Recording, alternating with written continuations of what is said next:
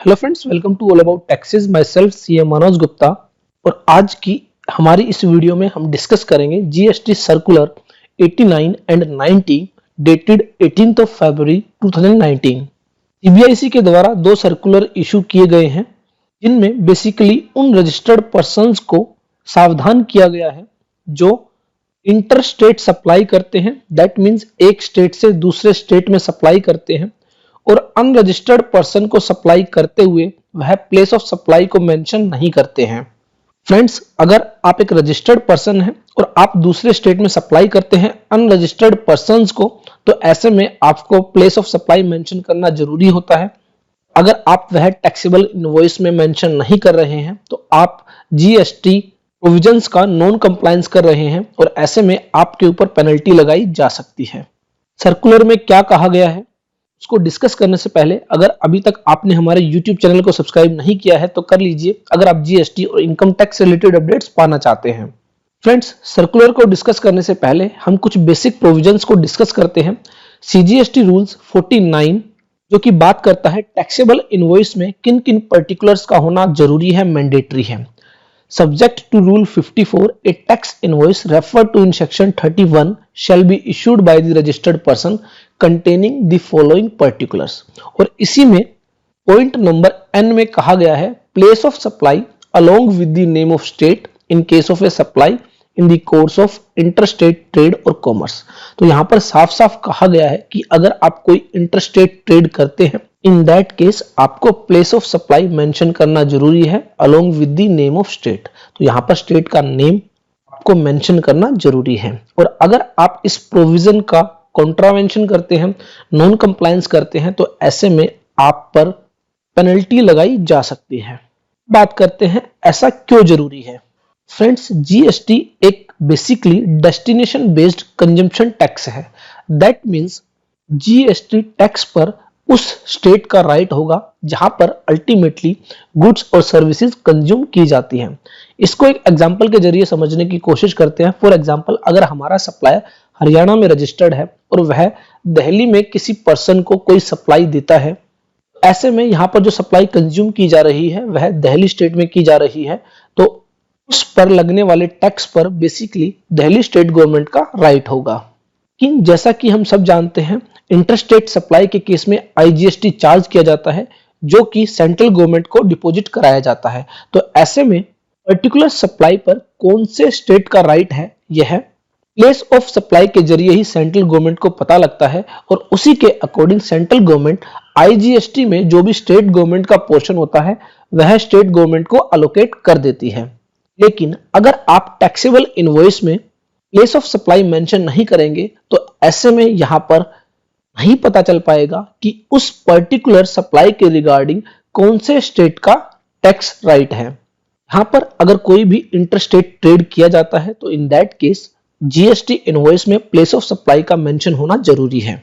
यह डिटेल्स आपको GSTR 3B return file करते हुए टेबल 3.2 में भी मेंशन करनी होती है, जहां पर आपसे पूछा जाता है supplies made to unregistered person, और वहां पर आपसे place of supply, state name पूछा जाता है, टोटल टैक्सेबल वैल्यू पूछी जाती है और अमाउंट ऑफ इंटीग्रेटेड टैक्स आपको मेंशन करनी होती है।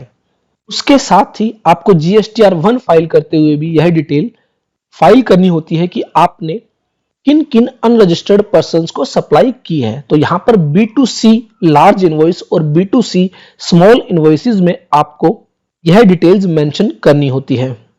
पहला सर्कुलर नंबर 89 जो इशू किया गया है, यह इसी बात के लिए इशू किया गया है कि जो आपकी रिटर्न है जीएसटीआर 3B और जीएसटीआर 1, उसमें आपको जो भी अनरजिस्टर्ड पर्सन को सप्लाई की है वह मेंशन करनी होती है और बहुत सारे रजिस्टर्ड सप्लायर्स वह मेंशन नहीं कर रहे हैं। तो ऐसे में उनको इंस्ट्रक्शंस दी गई है कि आप अपनी जीएसटी रिटर्न्स फाइल करते हुए यह सही से मेंशन करें कि आपने किन किन अनरजिस्टर्ड पर्सन को इंटरस्टेट सप्लाई की है। Subject: mentioning details of interstate supplies made to unregistered person in table 3.2 of form GSTR 3B and table 7B of form GSTR 1. A registered supplier is required to mention the details of interstate supplies made to unregistered persons, composition taxable persons and UIN holders in table 3.2 of Form GSTR 3B. Further, the details of all interstate supplies made to unregistered persons where the invoice value is up to rupees 2.5 lakhs are required to be reported in Table 7B of Form GSTR 1. It has been brought to the notice of the board that a number of registered persons have not been reported the details of interstate supplies made to unregistered person in Table 3.2 of Form GSTR 3B. However, the said details have been mentioned in Table 7B of Form GSTR 1. यहाँ पर कुछ लोगों ने table 3.2 of form GSTR 3B में कोई भी details mention नहीं की, लेकिन जीएसटीआर 1 फाइल करते हुए उन्होंने टेबल 7B में डिटेल्स मेंशन की है। तो यहां पर एक मिसमैच आ रहा है रिटर्न जीएसटीआर 3B और रिटर्न जीएसटीआर 1 में। In order to ensure uniformity in the implementation of the provisions of law across the field formations, the board, in exercise of its power conferred by section 168 subsection 1, hereby issues the following instructions. It is instructed that the registered person making interstate supplies to unregistered persons shall report the details of such supplies along with place of supply in Table 3.2 of the Form GSTR 3B and Table 7B of Form GSTR 1 as mandated by the law. Contravention of any of the provision of the Act or the rules made thereunder attracts penal actions under the provisions of Section 125 of the CGST Act. यहाँ पर साफ साफ कहा गया है कि आप अपनी जीएसटीआर 3B और जीएसटीआर 1 फाइल करते हुए जो भी आपने अनरजिस्टर्ड पर्संस को इंटरस्टेट सप्लाई की है उनको सही सही मेंशन करें, अदरवाइज आपके अगेंस्ट पिनल एक्शंस लिए जा सकते हैं। साथ ही सर्कुलर नंबर 90 इशू किया गया है जिसमें कहा गया है कि आप अगर रूल 46 पॉइंट नंबर N का कॉन्ट्रावेंशन करते हैं तो ऐसे में आपके ऊपर penal actions under GST law लिए जा सकते हैं। A registered person supplying taxable goods or services or both is required to issue a tax invoice as per the provisions contained in section 31 and rule 46 of the Central Goods and Service Tax rules. Specifies the particulars which are required to be mentioned in a tax invoice.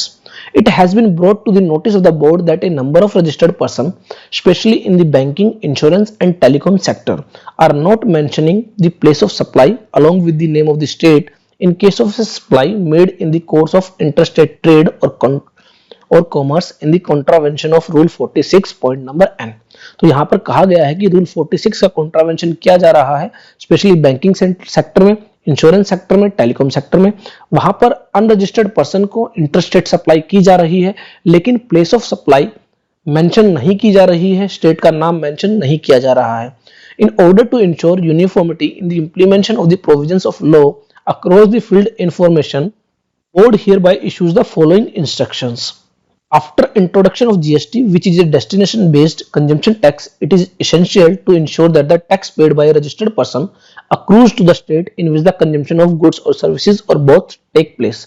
तो यहाँ पर कहा गया है कि जैसा कि GST एक destination based consumption tax है, तो ऐसे में जो टैक्स का जो राइट है उसी स्टेट का है जो अल्टीमेटली कंज्यूम करता है गुड्स और सर्विसेज को। Order case of interstate supply of goods or services or both, this is ensured by capturing the details of place of supply along with the name of the state in the tax invoice. और यह सभी बातें place of supply के जरिए ही हमें पता चल पाती है कि उस पर्टिकुलर टैक्स पर कौन से स्टेट का राइट है। It is therefore instructed that all the registered person making supply of goods or services or both in the course of interstate trade or commerce shall specify the place of supply along with the name of state in the tax invoice.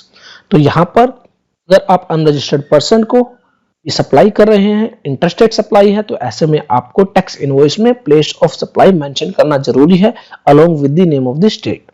The provisions of section 10 and 12 of the integrated tax may be referred in order to determine the place of supply in case of supply of goods and services respectively.